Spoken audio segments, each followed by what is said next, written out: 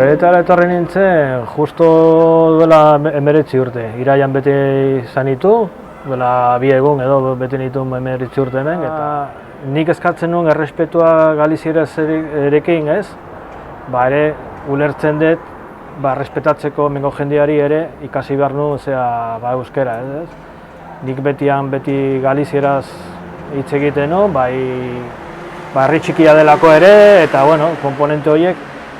Eta etorri nintzenean gozo argi neukan, beste herria, beste hizkuntza jakin behar nuen, eta baita ere murgiltzeko herrian ere modu bat dela, ez? Hizkuntza ere, ez? Bai murgiltzeko eta bai ezagutzeko herria nola den, ez? Ezagutzeko bere xarma, bere... Hasi nintzen hemen bizitzen Gaztainoko auzoan, eta hori izan da puntazo bat. Justo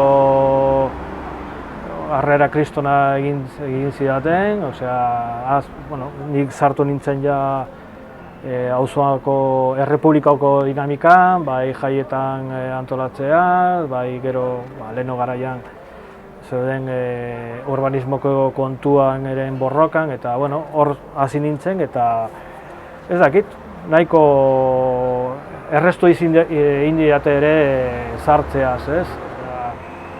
Jode, etorri nintzen, 25 urteekin, imaginazazu, mize maior, ez?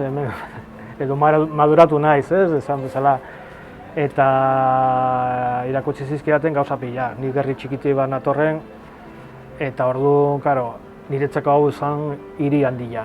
Eta herria izan, baina itxura edo izaera ere hirikoa bat, ez? Eta orduan niretzako, eta gero, ikasi izan ditut ere gauza pila, hemen bai elkartasuna, bai militantzia, ez? Bai sendoa izan eta buru gogorra batzutan, ez? Ez galdu bidea eta ez ahaztu, ez? Eta baita ere hizkuntzaren errespetua. Falta zaiguna batzutan ere Galizien ere errespetua edo maitetzea gure herria, ez? Nolabait.